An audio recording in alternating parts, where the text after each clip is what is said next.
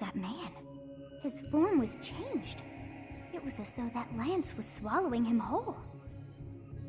Upon that sight, it makes sense that your students were upset. I wonder if those relics truly hide such power. Yet even still, that power seems familiar. That form as well. As one who wields the sword of the Creator, does that mean you possess that power too?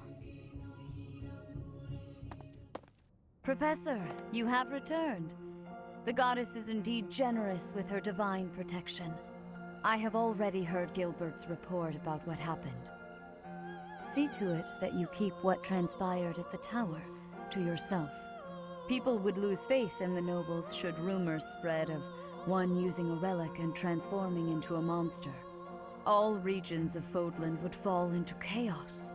We must avoid that at all costs. Please ensure the students who accompanied you understand that as well. Have I made myself clear?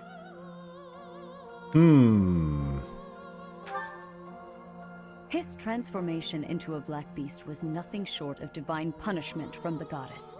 Punishment for someone arrogant and foolish enough to use a hero's relic even though they were unworthy and unqualified. You knew.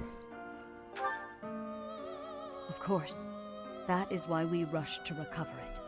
Sadly, we did not arrive in time. The church will formally return the lance to House Gautier, if you would.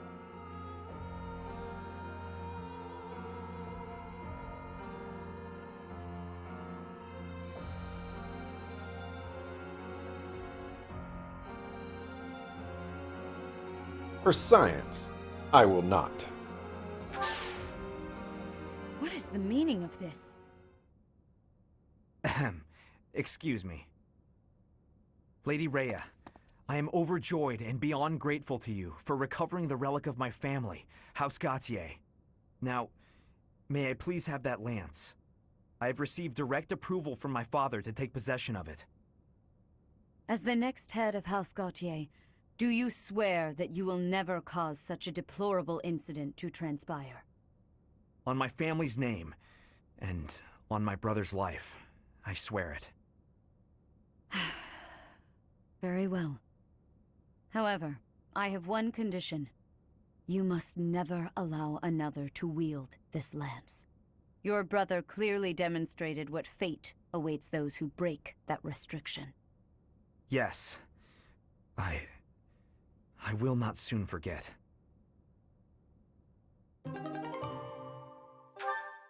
Interesting. Get rid of the regular Iron Lance, I guess.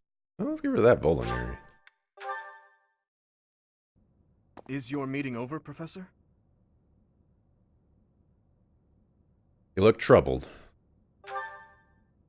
I was just thinking about something. Professor, the possession of relics and crests has been highly valued in Fargus since ancient times. It's far from uncommon for someone to lose their ability to lead their house because they don't bear a crest. Just like Miklon. It happened to my uncle as well. The eldest child of the king, and yet he never ascended to the throne.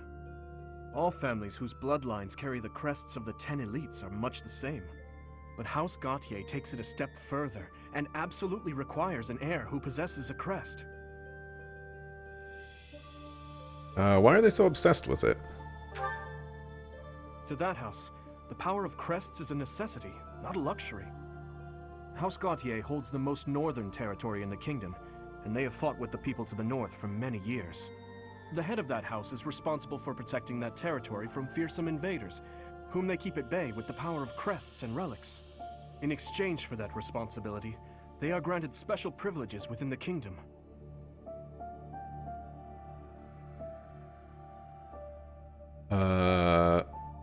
Their crest grants them special privileges? In a way. That said, ability cannot be measured by the possession of a crest alone.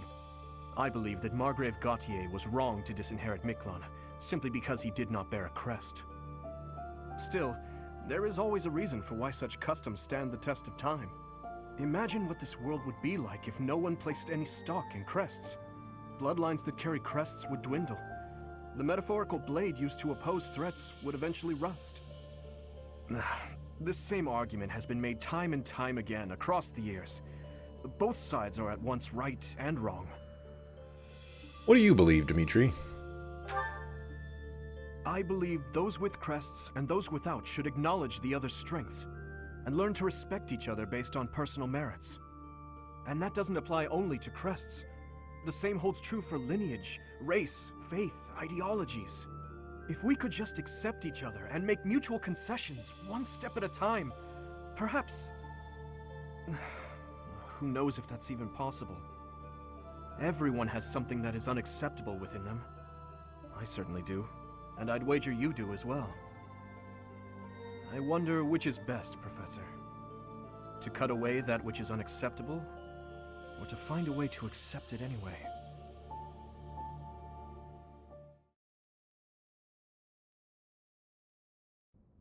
Professor, you have done well to complete such a difficult task. You have shown exceptional skill in leading your students. I am forever grateful for the safe return of the hero's relic.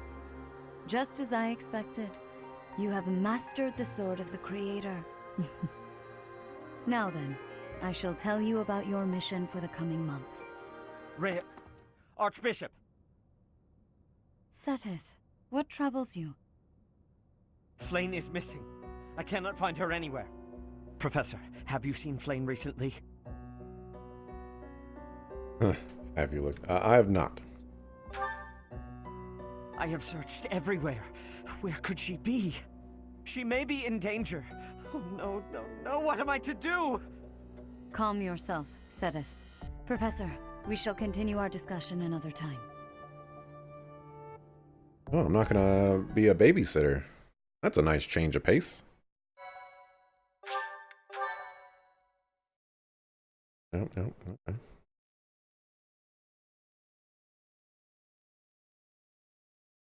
Part 1. White Clouds. Horsebow Moon. Rumors of a Reaper.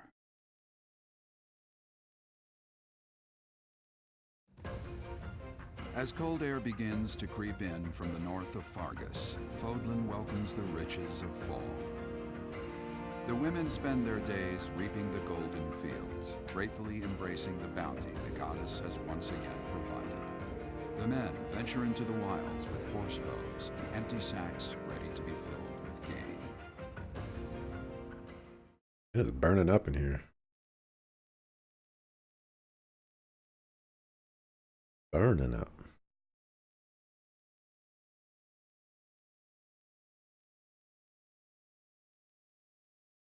I guess the winter time is over here in Southern California. Don't get to enjoy the cold air.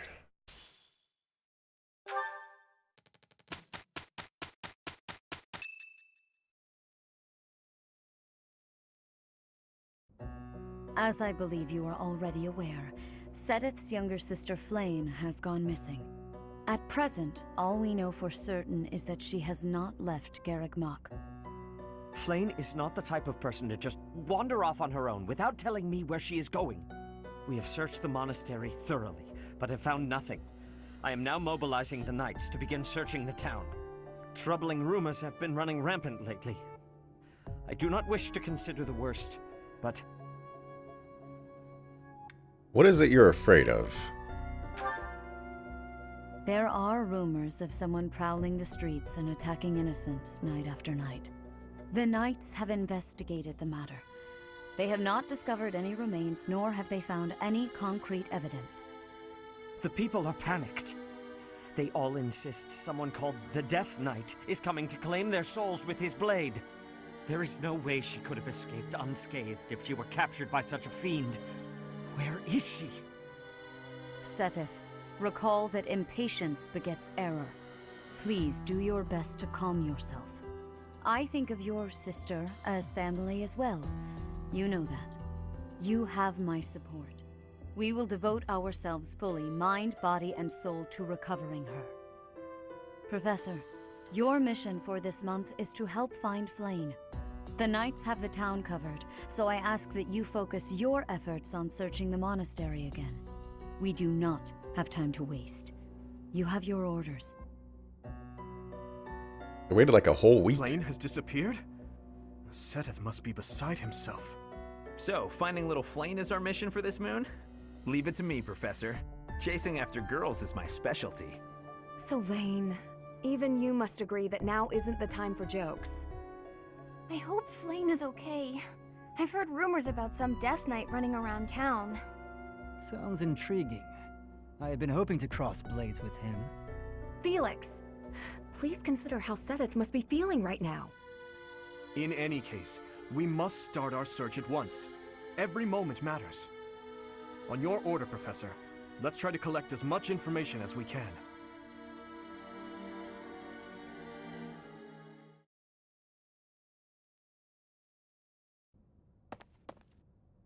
I'm on the lookout for suspicious individuals. The only place I've yet to check is the library. We'll go together. As you wish. Candlelight. And who is that? Is it Flame? No, it isn't. Impossible. Professor, Dedu, what are you up to at this hour? Your Highness, my apologies. Oh, none necessary. I'm sorry for startling you. I was just doing some research. But I'm just about finished. I didn't realize how late it had gotten. We'd better head back to our quarters, Dedu. Until tomorrow, Professor. A most unusual man. Whatever could he have been looking for so late at night? That book is quite askew. He must have rushed to put it back upon the shelf.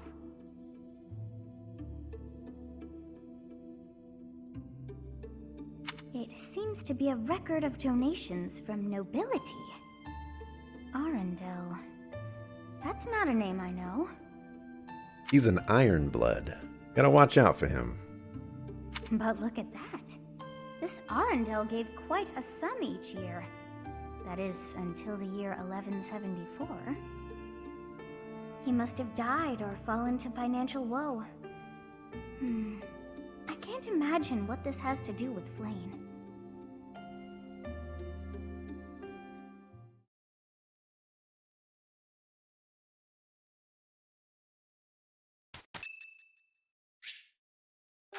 Sure. I have gratitude. I think I've talked to her once. Ooh, an axe tournament. Ooh. The homie Dedu is gonna run up on some people. You just don't even know. Alright. I actually am gonna call it here for right now. I have something to do, so I'm gonna go do that. And then I'll make some food, and then I'll be back at 6 o'clock p.m. Pacific to continue with some more Fire Emblem 3 Houses. Having a pretty good time, you know. I'm already on chapter 6 apparently, so yeah, making a little bit of progress right now. So yeah, thanks for watching, appreciate it. It's going to be about an hour or 2 hours from now, essentially. 2 hours, 15 minutes. Yeah, peace.